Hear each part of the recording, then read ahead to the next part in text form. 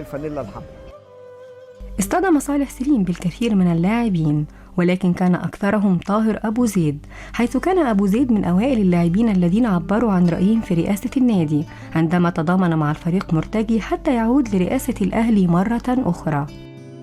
قلت له كابتن صالح، حضرتك بالنسبة لنا رمز، وكلنا كلاعيبة كورة بنتمنى ان نصل الى ما وصلت اليه، وانت بالنسبة لنا النموذج والقدوة. انما انا شايف الحقيقة الفترة اللي فاتت احنا مش لاقيينك كرئيس نادي ومش موجود بينا. فانا ببلغك قبل الانتخابات ما تبدأ ان انا بساند سيادة الفريق مرتجي وهأيده علنا ومش هكون مع حضرتك.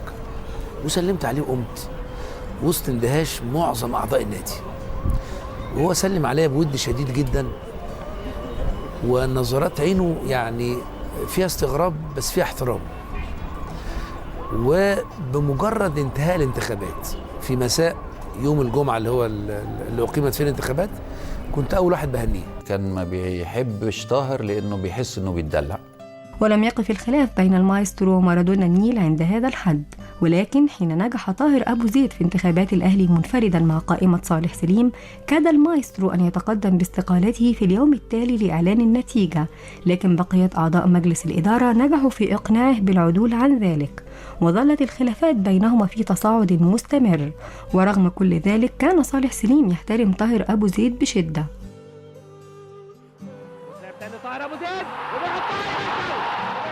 ما انكرش ان كان في حجم اختلاف في قضايا كبيره جدا، وكان في اعتراض مني شديد وبوضوح، وكان في عدم قبول قرارات، وقرارات هو ممكن جدا ما يكونش متابعها لانه كان دائم السفر ما كانش موجود. انما نظرا للثقه اللي كان البعض بيحملها من خلاله داخل المجلس فكان بيوافق بشكل دون المراجعه. كنا مرة في أوتيل بنعمل تكريم للكابتن عادل القيعي إنه رايح مدير نادي الجزيرة، فنزلنا في الأسانسير أنا والكابتن صالح والكابتن طاهر واثنين تلاته، ولقيتهم بيتكلموا يعني في العربية أنا والكابتن صالح. قلت له أنا كنت متصور إنك ما بتحبش طاهر أبو زيد.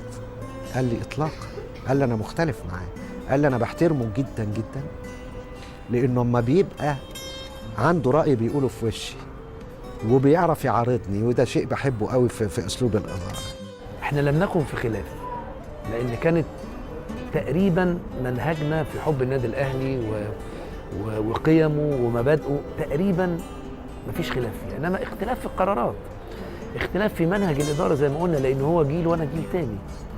الأهلي فوق الجميع لم يكن مجرد شعارا يرفعه أو يردده صالح سليم، ولكنه كان